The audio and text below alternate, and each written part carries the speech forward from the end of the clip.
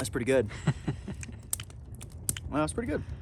Slightly tannic at the end, but not as much as the juniper berries typically are.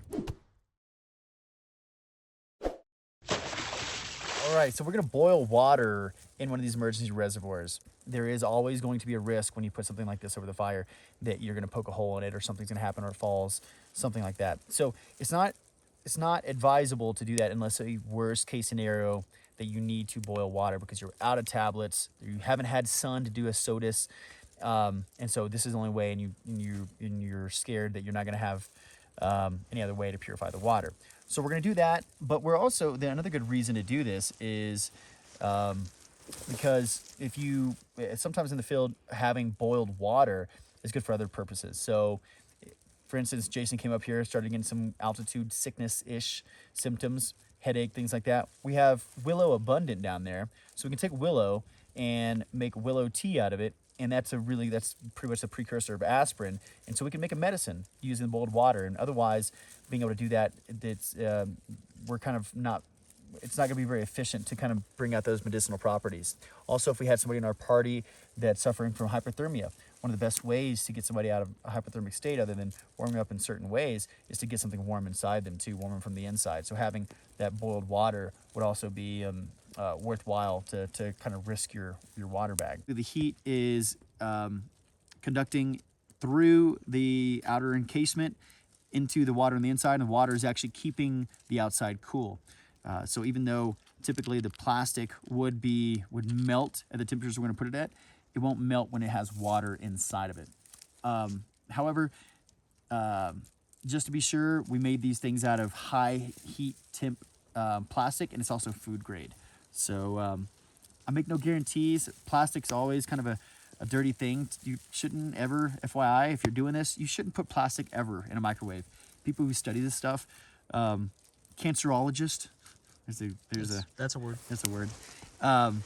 It hands down, heating up plastics is not a good thing. We're doing it way too much as humans. So I won't say that it's good to do this. You know, very commonly don't do it on a regular basis, but this is food grade plastic versus like a dirty PET water bottle or something like that.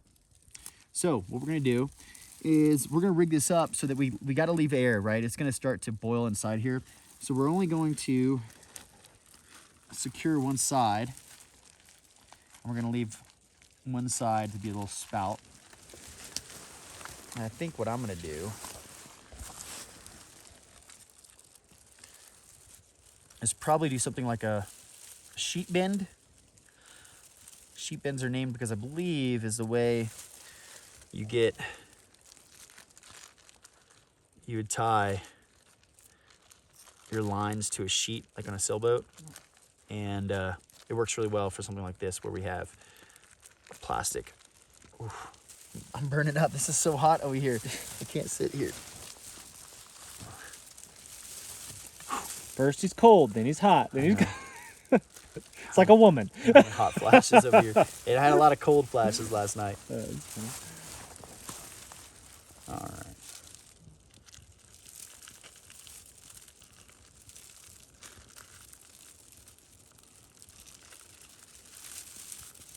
By the way, what kind of bear poop concoction do you have in there? Oh yeah, thanks sir. In case they didn't catch it on the first videos. Yeah, so I was surprised to see that juniper berries look like this too. This is juniper berry juice, and I just squished some juniper berries. I like the flavor of these juniper berries out here, so I thought it'd be fun to actually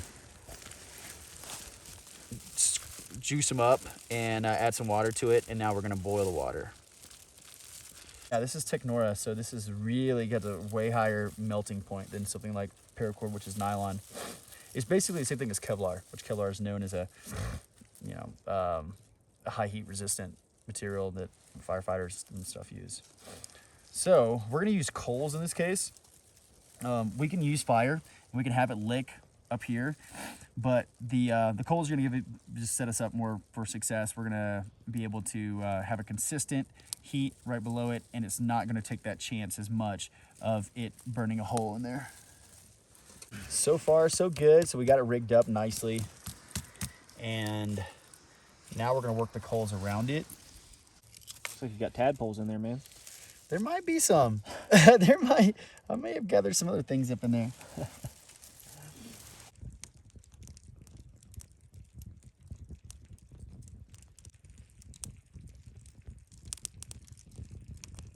Maybe too much.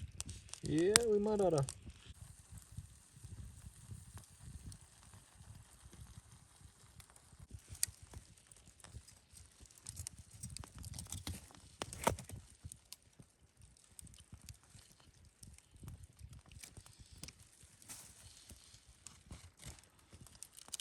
He's a brave man, boiling bag of water over his knee. Oh yeah. Little pour over brew.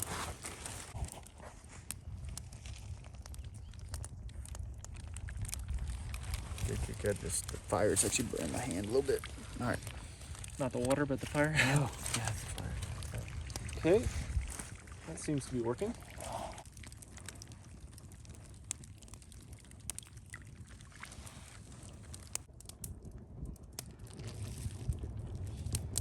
That's pretty good. Well, that's pretty good. Slightly tannic at the end, but not as much as the juniper berries typically are. So one of the ways to check for dehydration is to pull the skin up on your hand and see how quickly it returns back to normal. And it should happen within basically a second or two. Should be pretty quick normally, but watch this. Very sticky, kind of slow coming back. So that means that I have not been drinking enough water. Yeah, man, I think my skin's just kind of dried out and stuff too. That's not helpful, but not drinking enough water is going to be the primary culprit of that. I mean, that's taken like 6 seconds to go back to normal, and that means that I need to be more diligent about drinking water for sure. It's just kind of a pain in the butt when it's cold.